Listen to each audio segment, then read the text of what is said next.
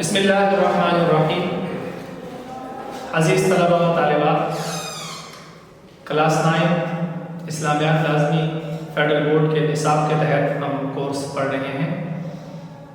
آج کی کلاس ترجمے کے حوالے سے ہے الدرس الثانی جیم۔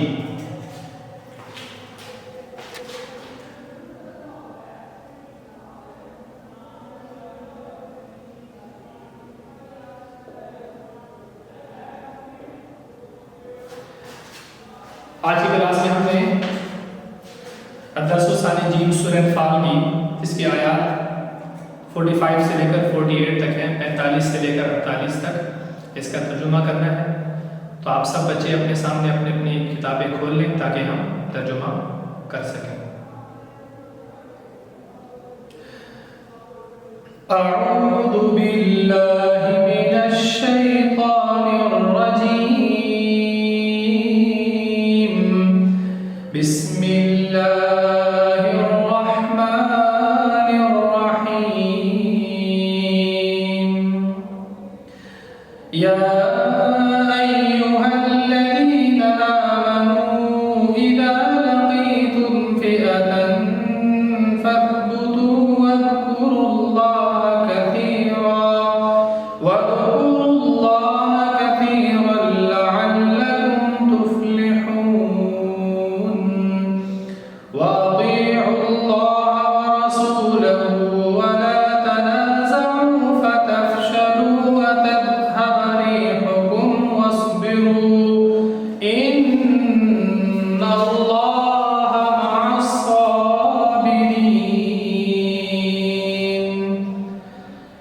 وَلَا تَكُونُوا كَالَّذِينَ خَرَجُوا مِن دِيَارِهِم بَطَرًا وَرِئَاءَ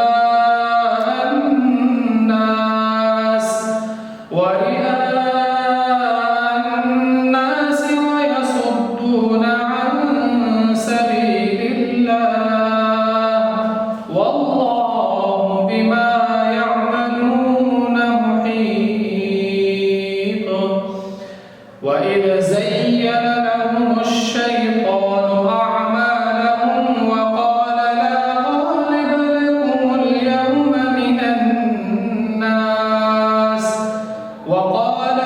غَالِبَ لَكُمُ الْيَوْمَ مِنَ النَّاسِ وَإِنِّي جَارٌ لَكُمْ فَلَمَّا تَرَاءَتِ الْفِئَتَانِ نَكَصَ عَلَى عَقِبَيْهِ وَقَالَ إِنِّي بَرِيءٌ مِّنكُمْ إِنِّي أَرَىٰ مَا لَا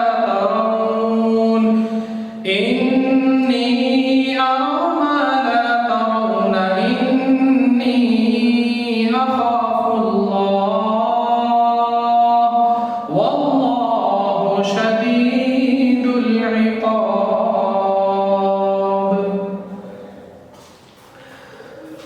آیت نمبر 45 سے لے کر آیت نمبر 48 تک سورہ انفال کی آیات کی تلاوت ہم نے مکمل کی۔ اب ہم آیت نمبر 45 سے ترجمہ پڑھنا شروع کریں گے۔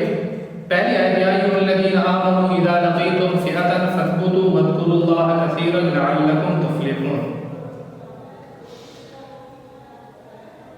اس رکوع کے آخر میں جو پہلا سوال آتا ہے، اس سوال کا جواب جب ہم اس رکوع کی آیات سے نکالتے ہیں، بناتے ہیں، تو ایک ہی آیت سے ہمیں اس کا مکمل جواب نہیں مل جاتا، بلکہ پہلی آیت، دوسری آیت، تیسری آیت، ان تینوں میں مختلف جگہوں پر اس کا جواب ہم ملتا ہے، تو پھر ہم تینوں آیات سے ملا کر اس کا جواب بناتے ہیں۔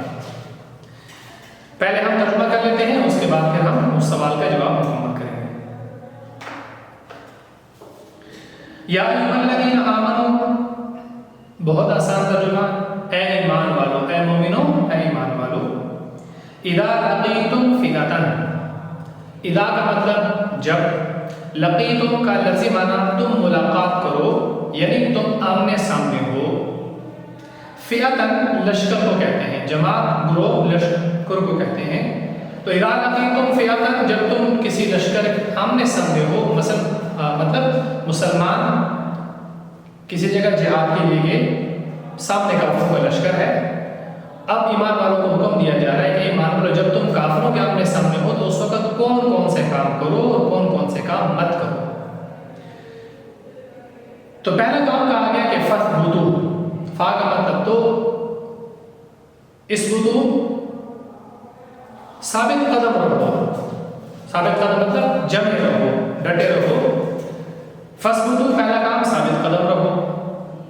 دوسرا کام واذکروا اللہ کثیرا، اللہ کو بہت زیادہ یاد کرو یا اللہ کا کثرت سے ذکر کرو، دونوں ترجمے ٹھیک ہیں۔ واذکروا اللہ کثیرا، اور اللہ کو بہت زیادہ یاد، اذکروا یاد کرو اللہ تعالیٰ کو، کثیرا زیادہ، کثرت سے۔ تو واذکروا اللہ کثیرا، اللہ تعالیٰ کو بہت زیادہ یاد کرو۔ کیوں؟ لعلکم تفلحون، جب آپ جنگ میں کفار کے آمنے سامنے ہیں، اس وقت آپ کا سب سے بڑا مقصد کامیاب ہونا ہے، اس وقت آپ کی سب سے بڑی مراد وہ کامیابی ہے۔ تو لعلکم تفلحون، اللہ کا ذکر کیوں کرو، ثابت قدم کیوں رہو، وجہ لعلکم تفلحون، تاکہ تم مراد پالو، تاکہ تم کامیابی حاصل کر لو۔ لعلکم، تاکہ تم تفلحون کیا ہو جاؤ، کامیاب ہو جاؤ، کامیابی حاصل کر لو۔ آپ کتاب سے اس کا ترجمہ پڑھ لیتے ہیں۔ مومنوں، جب کفار کی کسی جماعت سے تمہارا مقابلہ ہو تو ثابت قدم رہو اور خدا کو بہت یاد کرو تاکہ مراد حاصل کرو۔ پہلی آیت نمبر 45۔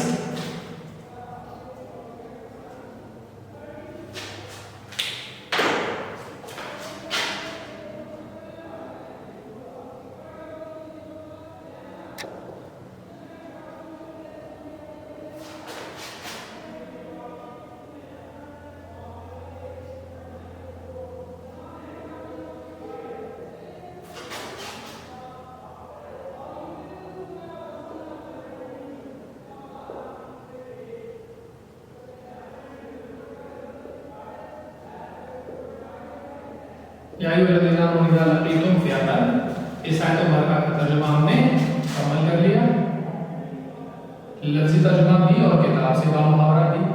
اب ہم اگلی آیت نمبر 46 کا ترجمہ مکمل کریں گے، جو کہ شروع ہوتی ہے وَأَطِیعُوا اللَّهَ سے۔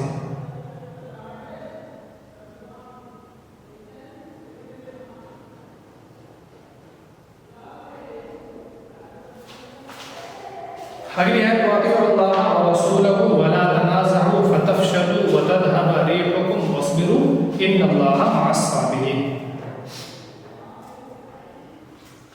وَأَطِیعُوا اللَّهَ، اور تم اطاعت کرو اللہ کی، مسلمانوں کو حکم دیا جا رہا ہے، اور تم اطاعت کرو اللہ کی، فرمانبرداری کرو، حکم مانو اللہ کا۔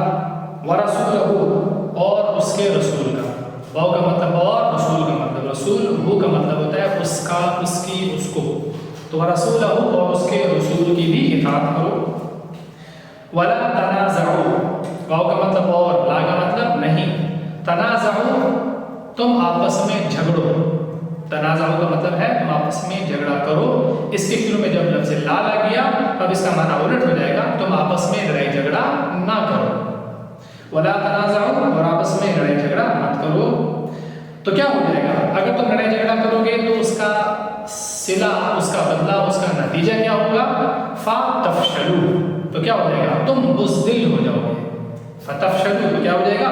تو تم بزدل ہو جاؤ گے۔ اور کیا ہوگا؟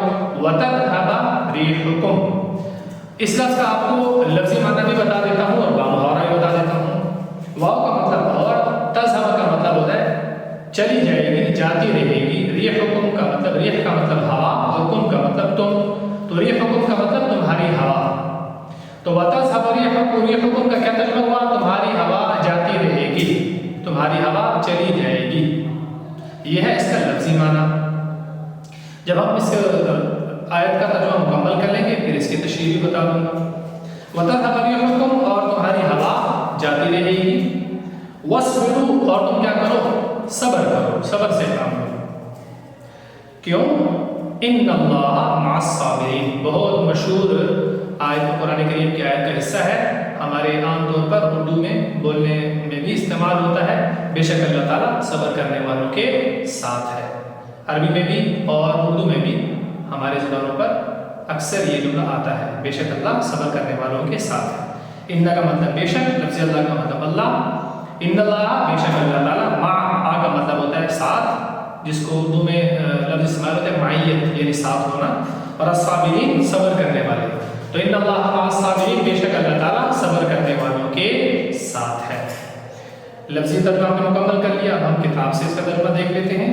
وَأَطِيعُوا اللَّهَ وَرَسُولَهُ وَلَا تَنَازَعُوا فَتَفْشَلُوا وَتَذْهَبَ رِيحُكُمْ وَاصْبِرُوا إِنَّ اللَّهَ مَعَ الصَّابِرِينَ، اور خدا اور اس کے رسول کے حکم پر چلو اور آپس میں جھگڑا نہ کرو، کہ ایسا اگر تم کرو گے تو بزدل ہو جاؤ گے اور تمہارا اقبال جاتا رہے گا، اور صبر سے کام لو، خدا صبر کرنے والوں کا مددگار ہے، یعنی خدا تم صبر کرنے والوں کے ساتھ ہے۔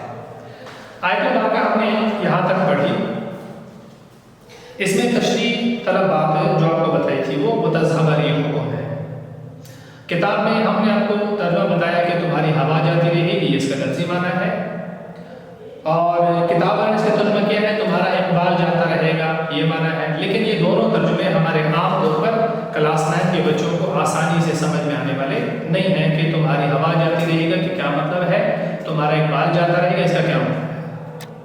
دیکھو بیٹا، آسان سی بات ہے کہ ایک طرف بھی اگر دو شخص ہوں، دوسری طرف بھی دو لوگ ہوں، اور ان دونوں کا آپس میں جھگڑا ہو، جب یہ دونوں ایک دوسرے کے مد مقابل آمنے سامنے کھڑے ہوں، اب ان دو لوگوں کی خواہش ان دو لوگوں کو ہرانا اور ان دو لوگوں کی خواہش ان دو لوگوں کو ہرانا، اب جب تک ایک جماعت کا آپس میں اتفاق ہوگا، دوسری جماعت کا آپس میں اتفاق ہوگا، دونوں آپس میں صحیح لڑ سکیں گے برابر میں، مقابلے میں۔ لیکن ان میں سے کوئی ایک جماعت، مثلا یہ والی جماعت، یہ دو لوگ جو تھے یہ آپس میں ہی لڑ پڑے، بجائے آپس میں ساتھ مل کر ان کے لڑ رہے، یہ آپس میں ہی لڑ پڑے۔ اب مجھے بتائیے کہ جب یہ دونوں آپس میں لڑ پڑے تو ان کا جو مد مخالف تھا، ان کے جو مقابلے میں کھڑے تھے، ان کا حوصلہ ہمت زیادہ ہوگا یا کم؟ زیادہ ہو جائے گا، کہ یہ ہمارے ساتھ کہہ رہے ہیں کہ آپس میں ہی لڑ رہے ہیں، بات سمجھ آئے؟ تو یہی بات ہے متذہب حکم کہ دشمن کی نظر میں تمہارا روب اور دبدبہ جو ہے وہ جاتا رہے گا، متذہب حکم تمہارا اقبال جاتا رہے گا، تمہاری ہوا جاتی رہے گی۔